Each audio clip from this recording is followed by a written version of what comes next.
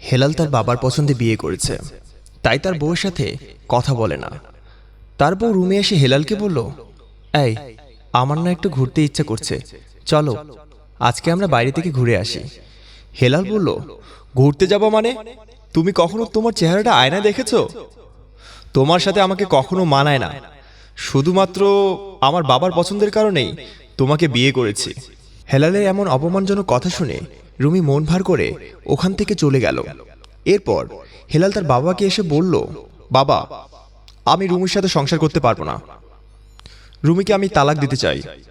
হেলালের কথা শুনে তার বাবা বলল, কেন? তুমি বৌমাকে তালাক দিবে কেন? হেলাল বলল, আমি রুমিকে কোনোভাবেই সহ্য করতে পারছি না। রুমিকে কোনোভাবেই আমার সাথে মানায় না। হেলালের বাবা কাদের মিয়া বলল, শোনো বাবা, রুমি অনেক ভালো মেয়ে।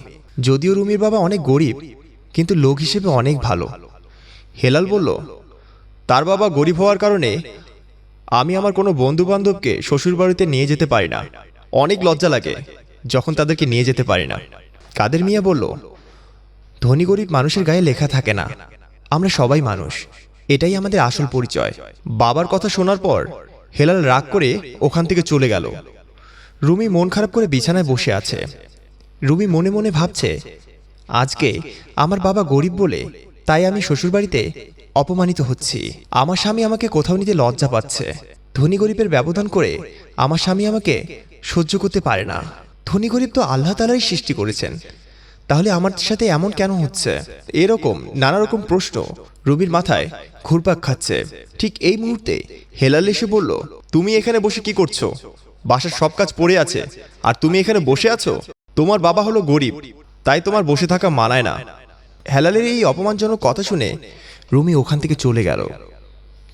পরের দিন রুমি ব্যাগ গুছিয়ে বাবার উদ্দেশ্যে বের হয়ে তার শ্বশুরের কাছে গিয়ে বলল, বাবা, আমি চলে যাচ্ছি। যেহেতু আপনার ছেলে আমাকে পছন্দ করে না, তাহলে আমার এখানে থেকে কি লাভ? কাদের সাহেব কিছুই বলতে পারল না, শুধু মাথা নিচু করে থাকলো। বুক ভরা কষ্ট নিয়ে শ্বশুর বাড়ি থেকে রুমি চলে গেল। হেলাল বিছানায় বসে ফেসবুক চালাচ্ছে। হঠাৎ ফেসবুকে একটি খবর দেখতে পেল, হেলালের অতীত প্রেমিকা তার স্বামীকে হত্যা করেছে। দেখা মাত্রই তার মাথায় আকাশ ভেঙে পড়ল। যাকে না ভুলার কারণে তার বউয়ের সাথে খারাপ আচরণ করেছে, সে এত জঘন্য এটা তার জানা ছিল না। হেলালের চোখে রুমির ভালোবাসার দৃশ্যগুলো ভেসে আসছে। তারপর হেলাল বিছানা থেকে উঠে বসে তার বাবার কাছে গিয়ে বলল, বাবা, আমার ভুল আমি বুঝতে পেরেছি। আমি যে জন্য রুমিকে সহ্য করতে পারি নাই, তা আজ পরিষ্কার হয়ে গেছে। তুমি রুমিকে গিয়ে তার বাসা থেকে নিয়ে আসো। আমাদের সমাজে অনেকেই আছে যারা বিয়ে করার পরেও তাদের প্রেমিক প্রেমিকাকে ভুলতে পারে না। তাদের অতীত প্রেমিক প্রেমিকার জন্য তার নিজ সংসারের অশান্তি সৃষ্টি করে। যদি হেলাল তার অতীতকে ভুলে গিয়ে বর্তমান সম্পর্ককে মেনে নিতে পারত, তবে তার সংসারে সুখ চলে আসত, তবে তার সংসারে শান্তিতে পরিপূর্ণতা লাভ করত।